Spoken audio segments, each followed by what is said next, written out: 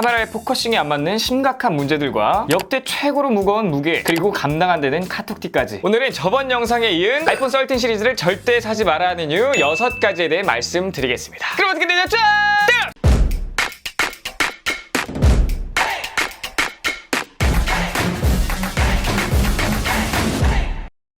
네, 수고하셨습니다. 자, 여러분, 전 영상이 굉장히 길었던 관계로 오늘 영상은 조금 짧게 축소하려고 빠르게 한번 진행해 보도록 하겠습니다. 아이폰 13 시리즈를 절대 사지 말아야 하는 이유 바로 첫 번째는 카메라예요.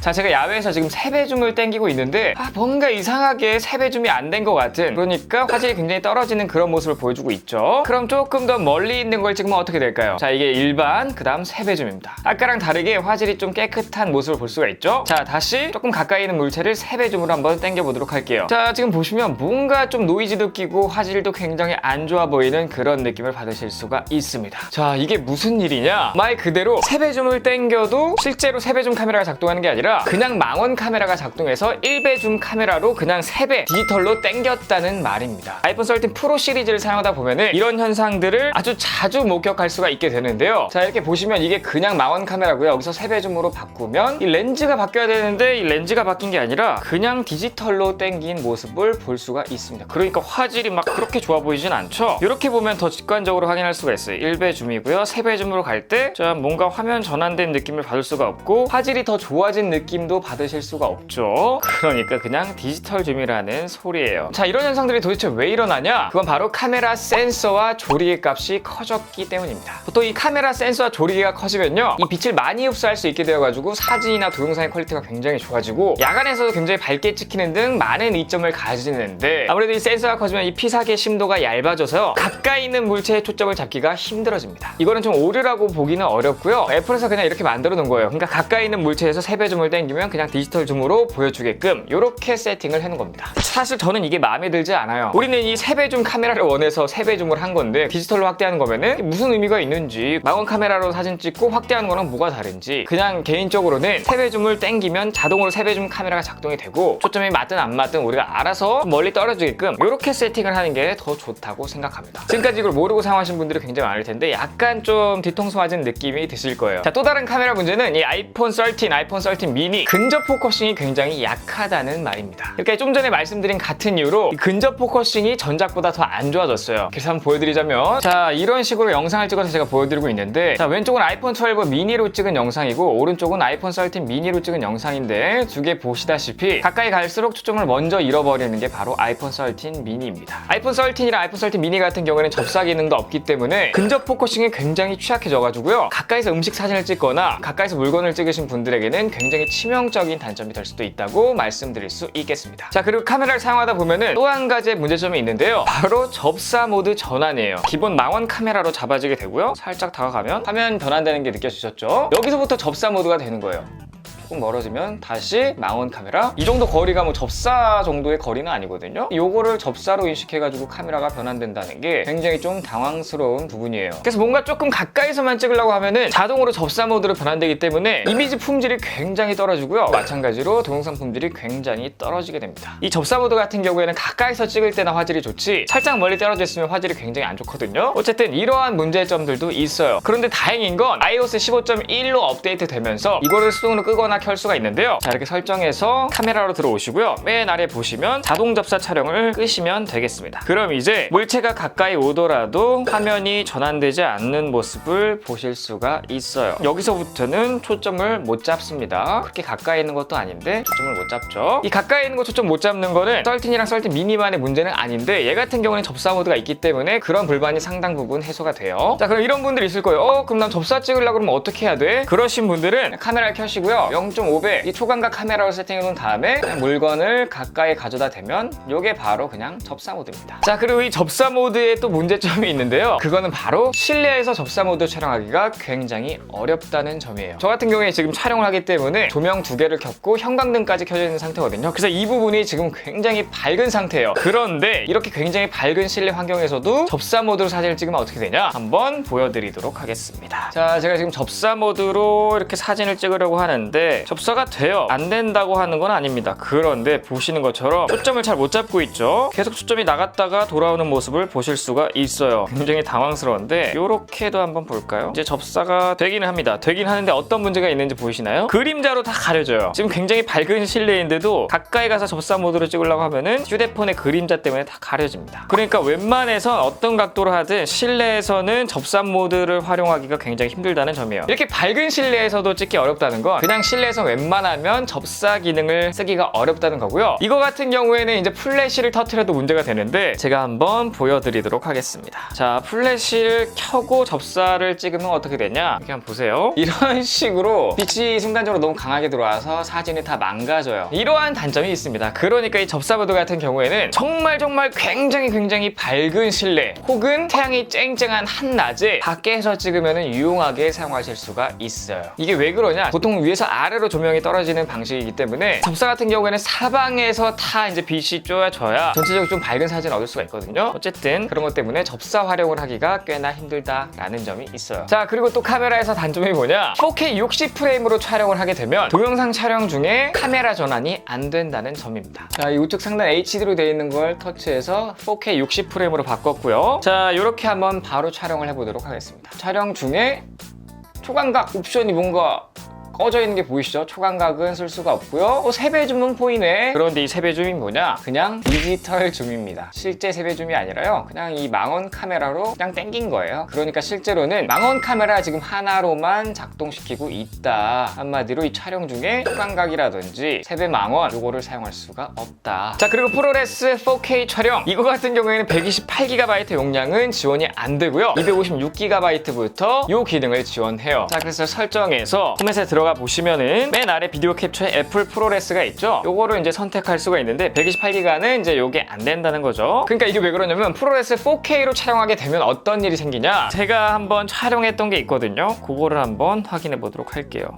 정말 충격적이었었는데 바로 이 영상, 뭐 별것도 아닌 영상인데요. 프로레스 테스트하려고 한번 찍어봤어요. 여기 보시면 프로레스라고 나와 있고 4K 30프레임으로 찍은 거고 시간은 4분 8초 정도 촬영을 했는데 가운데 보시는 것처럼 용량이 무려 23GB입니다. 아니 무슨 동영상이 4분 촬영에 23GB나 먹는지 정말 맛이 갈 뻔했어요. 128GB 같은 경우에는 기본 시스템 용량 빼면은 한 100GB 정도 사용할 수 있다고 치면 16분만 촬영하면 아무것도 쓸 수가 없게 됩니다. 128GB를 왜 지원 안 해주는지 알겠더라고요. 어쨌든 프로레스는 굉장히 무서운 친구예요. 자, 다음 카메라에서 또 아쉬운 부분이 바로 이 플레어 현상인데요. 뭐 태양이나 조명 주변에 형성되는 동그란 모양이나 네모난 모양 그런 형체를 바로 플레어 현상이라고 합니다. 그리고 이거는 뭐 사람의 육안으로 감지 못하는 그런 부분이 뭐 사진이나 동영상에 찍히는 거기 때문에 고스트 현상이라고도 해요. 그러니까 뭐 넓게 보면 플레어 현상이고 좁게 보면 고스트 현상입니다. 자, 보통 DSLR 같은 경우에는 이 플레어 현상을 없애기 위해 후드 같은 걸 씌우는데요. 그런데 어쨌든 아이폰에는 이런 후드 같은 거를 쓸 수가 없기 때문에 플레어 현상이 계속 있는 거예요. 플레어 현상 같은 경우에 아이폰 11 시리즈부터인가요? 그때부터 계속 말들이 많았는데 결국엔 고쳐지지가 않더라고요. 자, 이게 왜 도대체 문제가 되냐? 만약에 세계적으로 굉장히 유명한 사진작가가 있는데 다른 카메라를 가지고 가지 않아서 이 아이폰 13 프로 요걸로 이제 기가 막히게 구도나 노출 같은 거 완벽히 잡고 막 역대급 사진을 찍었어요. 그런데 사진을 보니까 플레어 현상이 있는 겁니다. 그럼 어떻게 해야 되죠? 이거는 포토샵으로도 뭐 수정이 불가하기 때문에 보통은 그냥 버리는 사진이 됩니다. 어쨌든 애플은 앞으로도 요거를 고칠 생각이 없어 보이니까 아이폰 쓰시는 분들은 그냥 인정하고 넘어가야 되는 부분 같습니다. 자, 아이폰 13 시리즈를 절대 사지 말아야 하는 이유 바로 두 번째는 무게예요.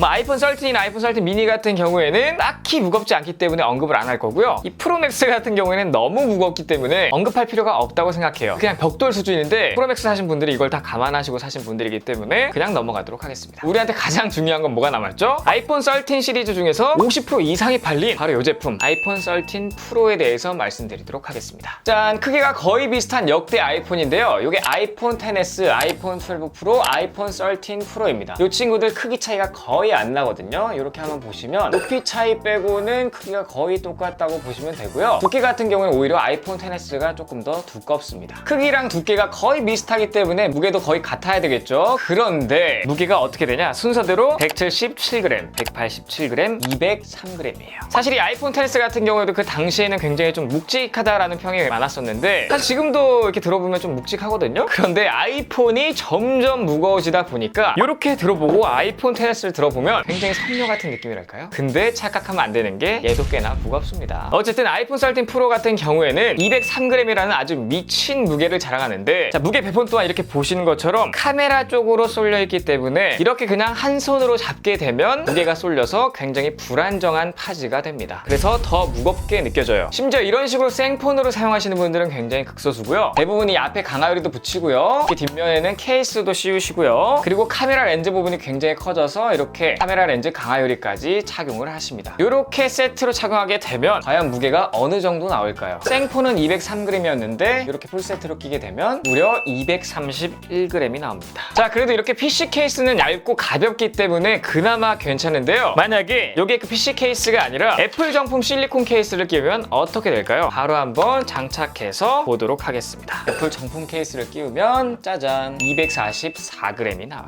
엄청난 무게인데 애플 정품 케이스 같은 경우에는 뒤에 맥세이프도 되기 때문에 이렇게 카드 지갑을 붙이시는 분들도 꽤나 많더라고요. 그래서 실제 환경처럼 카드 한 2장을 넣어놓고 요거를 붙인 다음에 이 상태로 한번 무게를 재보도록 하겠습니다. 287g이 나와요. 그러니까 보통 231g에서 287g 요 사이로 사용한다는 건데, 뭐 남성분들이야 그냥 이렇게 사용하셔도 그나마 괜찮은가? 괜찮다고 생각을 하는데, 여성분들은 이렇게 사용하시면 무조건 두 손으로 쓰시는 게 좋습니다. 그리고 이 지갑을 빼더라도 이렇게만 사용하셔도 두 손으로 쓰시는 걸 추천드리도록 할게요. 제 주변 여성분들도 12 프로 맥스나 13 프로 맥스 거의 대부분 두 손으로 사용하시더라고요. 그런데 이렇게 풀세트로 착용을 해도 300g도 안 되는데, 야 300g도 안 되는 폰이 뭐가 무겁냐 이렇게 생각하실 수도 있겠지만, 이 스마트폰 특성상 장시간 그리고 굉장히 자주 사용하기 때문에 체감 자체가 다른 거고요. 보통 이렇게 앞쪽으로 드는 방식이라 어깨부터 관절이나 손목까지 안 좋아질 수가 있고요. 그리고 저처럼 한 손으로 사용하시는 분들은 이렇게 새끼손가락으로 받칠 거란 말이죠. 이 새끼손가락 관절이 다칠 수도 있습니다. 실제로 아이폰 커뮤니티나 구글에 아이폰 손가락 통증 혹은 아이폰 터널 증후군 이렇게 한번 검색을 해보시면 심심치 않게 고통을 호소하시는 분들이 있습니다. 그러니까 워낙 스마트폰이 일상화되어 있기 때문에 정말로 이것 때문에 병원을 가시는 분들이 굉장히 많아요. 그런데 스마트폰이 더 무거워졌다? 그러면 병원에 갈 확률이 더 높아졌다는 겁니다. 솔직히 저만 하더라도요, 이렇게 새끼손가락으로 많이 걸치고 오랫동안 사용하는 날에는 새끼손가락이 좀 아프고요, 좀 걱정이 돼요. 그리고 무거울수록 아이폰이 세게 때립니다. 어디서요? 바로 이렇게 침대에서 때려요. 이렇게 맞으면 진짜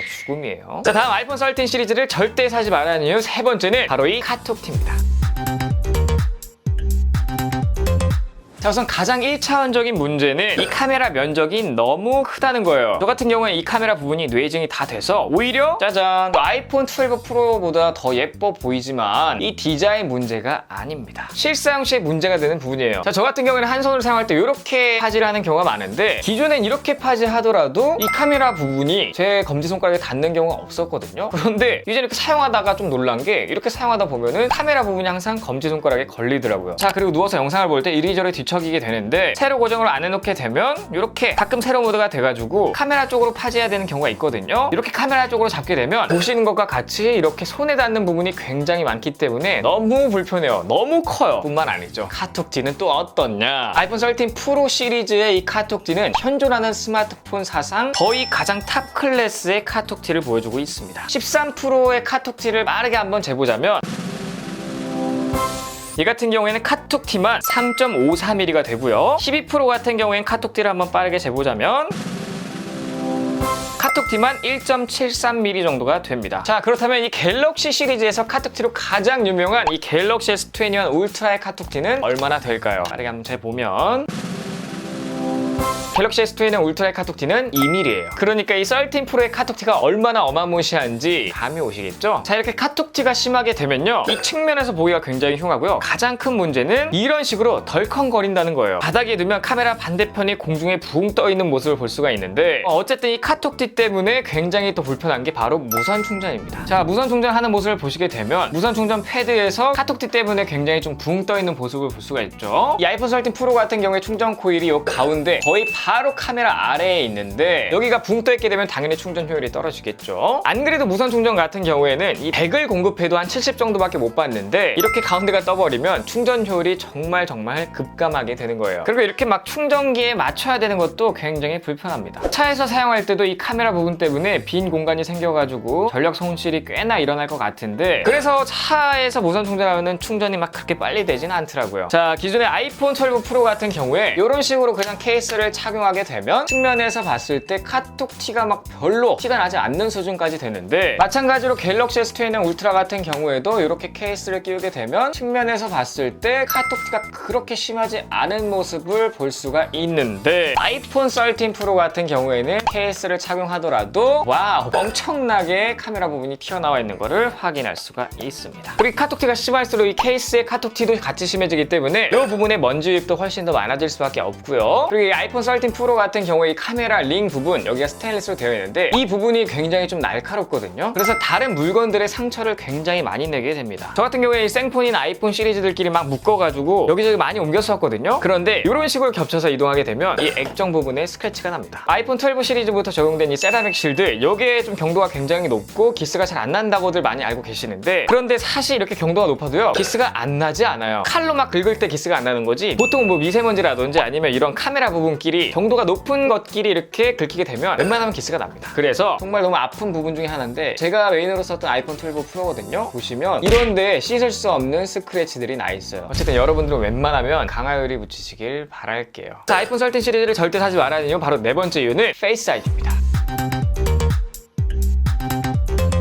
자, 혹시 여러분은 우리가 페이스 아이디를 얼마나 자주 사용하는지 알고 계신가요? 자주 사용하면 자주 사용할수록 코 시국인 요즘에 너무나 이제 불편하겠죠? 제가 우리가 얼마나 자주 사용하는지 한번 보여드리도록 하겠습니다. 자, 우선 제가 길거리를 걸어 다니고 있는데 이제 휴대폰을 봐야 되기 때문에 잠금을 해제해야 되죠. 그럴 때 일단 페이스 아이디가 필요하고요. 마스크 때문에 페이스 아이디가 안 풀리니까 비밀번호를 쳐야 됩니다. 자, 그러고 나서 이제 웹서핑을 하다가 네이버 메일을 확인하려고 이제 로그인을 하려고 해요. 자, 이거 같은 경우에도 페이스 아이디를 인식해야지만 자동으로 입력이 되죠. 자, 요때 또 한 번 썼고요. 자, 그 다음에 이제 쇼핑하려고 이제 이것저것 딱 보고 있는데, 아, 직구할 게 생겼어요. 그래서 바로 이제 결제를 하려고 하는데, 결제할 때도 이렇게 페이스 아이디를 요구합니다. 와우, 밖에서 벌써 3번이나 썼는데 이제 뭐 할 건 다 끝났으니까 다시 잠근 다음에 길거리 걷고 있다가 친구가 독촉 연락을 합니다. 돈을 보내래요. 오케이. 친구한테 바로 카카오페이로 돈을 보냅니다. 돈을 보낼 때도 페이스 아이디를 요구하네요. 자, 그러다가 게임이 하고 싶어가지고 추억의 게임을 다운받고 있는데, 게임을 다운받으려고 하니까 또 페이스 아이디를 요구합니다. 자, 보셨죠? 그냥 일반적으로 스마트폰을 사용할 때 이미 페이스 아이디의 노예 수준이기 때문에 페이스 아이디를 요구하는 것들이 굉장히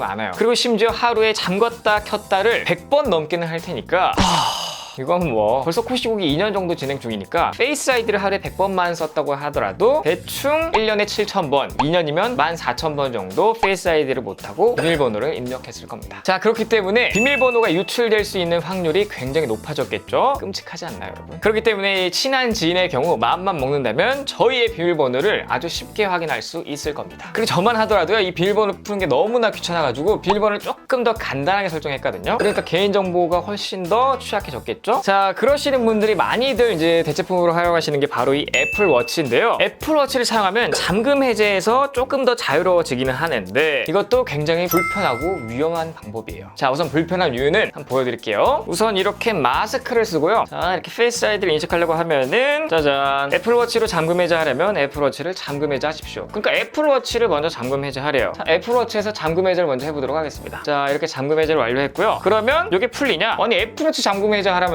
잠금 해제했더니 페이스 아이디를 활성화하려면 사용자 암호가 필요하다고 합니다. 오, 쉣. 그래서 이렇게 비밀번호를 또 입력해서 잠금 해제를 했어요. 그리고 나서부터는 이렇게 애플워치로 잠금 해제를 할 수가 있게 돼요. 다시 보면은 이런 식으로 잠금 해제했다고 알림이 옵니다. 그러니까 애플워치 잠금을 해제해야 되고 아이폰의 잠금을 해제해야 되고, 이렇게 2번이나 좀 잠금 해제해야 되는 불편함이 있고요. 만약에 내가 손을 씻는다든지 아니면 좀 불편해서 애플워치를 잠깐 벗어놓는다, 그리고 나서 착용했다, 그러면 앞서 했던 거를 똑같이 계속 무한 반복하셔야 됩니다. 이게 은근히 좀 불편한 부분이 있어요. 자, 그리고 이 방법도 좀 보안에 취약한 이유가 있는데요. 애플워치를 착용하고 이렇게 잠금 해제가 된 상태에서 만약에 3m 정도 내에 마스크를 쓴 누군가가 있다면, 그게 어떤 사람이 되었던 간에 이 잠금이 그냥 다 풀려요. 제가 지금 한번 보여드릴게요. 자, 애플워치로 잠금 해제를 세팅한 상태고요. 저희 친형이 마스크를 착용한 상태에서 잠금 해제를 풉니다. 와우, 그냥 풀려요. 자, 이게 풀리는 이유가 뭘까요? 이 페이스 아이디는 딴 거를 확인하는 게 아니라 아니라 이 사람이 마스크를 써서 페이스 아이디가 안 됐구나 라는 걸 확인하고 애플워치로 잠금 해제했고 애플워치도 좀 근처에 있기 때문에 그러니까 누가 오더라도 그냥 마스크 써서 잠금 해제가 안 되면 잠금을 해제시켜 주겠다 라는 게 바로 이 시스템이기 때문에 보안이 굉장히 취약할 수밖에 없습니다. 그래서 편하라면 보안이 굉장히 좀 취약해지고 불편하면 보안이 좀 좋아지기는 하나 어쨌든 이래저래 스트레스예요. 그래서 요즘 스마트폰 중에 가장 불편하고 어떻게 보면 보안에 가장 취약한 게 아이폰이라고 말씀드릴 수 있을 것 같습니다. 이게 사실 지문 인식이 되면 굉장히 간단히 해결되는 문제죠. 사실 지난 영상들을 쭉 보시면 아시겠지만 코시국 이전까지는 페이스 아이디 정말 편하다, 지문 인식은 뭐 비빌 수 없다, 무조건 이것을 써야 된다, 제가 이렇게 페이스 아이디를 예찬했던 그런 예찬론자 중 한 명이었는데 시국이 언제 끝날지 도통 알 수가 없기 때문에 사실 진작 지문 인식으로 바꾼다든지 아니면 뭐 화면 내장 지문 인식을 넣어준다든지 그것도 아니면 마스크를 쓰고도 인식이 가능한 페이스 아이디를 개발한다든지 이미 뭐 이것 중에 하나는 됐었어야 돼요. 정말 너무너무 불편합니다. 자, 다음 5번째 이유는 바로 통화 녹음이에요. 자, 사람에 따라 좀 다르긴 하겠지만 아무래도 사회생활을 시작하고 나서부터는 이 통화 녹음이 안 되는 게 굉장히 치명적인 단점 중에 하나가 될 수 있습니다. 뭐 통화 녹음만 되면은 업무적인 내용도 놓칠 이유가 없고요. 거래처와 미팅하기 전에 예전 통화 내용을 복귀한 다음에 사소한 선물을 준비하는 뭐 이런 이벤트도 할 수도 있고요. 어쨌든 요즘 대한민국에서 자동 통화 녹음은 필수라고 생각해요. 자, 뭐 우리나라에서는 통화 녹음이 불법이 아니기 때문에 갤럭시나 뭐 이런 스마트폰들은 전부 다 통화 녹음을 지원하고 있죠. 자, 그렇다면 아이폰 같은 경우에는 이제 미국 회사고 미국은 통화 녹음이 불법이기 때문에 지원을 안 해주는 거냐? 그건 또 아닙니다. 미국은 주마다 법이 다른데요. 대표적으로 뭐 뉴욕 같은 경우에는 본인의 통화 내용은 본인의 동의만 있으면 녹음을 할 수가 있어요. 그러니까 내가 전화할 때는 그냥 다 녹음을 해도 된다라는 말이에요. 자, 그렇다면 왜 아이폰에서는 통화 녹음을 넣어주지 않는가? 답은 아무도 모릅니다. 하지만 추정해 볼 수는 있는데요. 애플 같은 경우에 여러분들 다 아시다시피 소비자의 개인정보, 그러니까 소비자의 프라이버시를 가장 중요시하는 부분 중에 하나이기 때문에 목소리 또한 뭐 지문이나 홍채 같이 개인마다 다 다르기 때문에 이걸 뭐 다른 사람이 나의 동의 없이 취득하는 걸 원치 않을 수가 있습니다. 자, 어쨌든 우리나라에서는 뭐 통화 녹음이 필수라고 생각하는 이유가 굉장히 많은데 그냥 뉴스만 보더라도 통화 녹음의 중요성을 알 수가 있어요. 뭐 네이버 뉴스에 통화 녹음을 검색해 보시면요 굉장히 많은 뉴스들이 나오는데 여기서 통화 녹음이 없었다면 생각만 해도 끔찍해지는 사건들이 많습니다. 특히 억울한 누명을 벗어나게끔 해주는 가장 큰 증거 중에 하나가 이 통화 녹음이 될 수가 있기 때문에 너무나 중요한 기능 중에 하나라고 생각해요. 자, 마지막 6번째 이유는 가격입니다.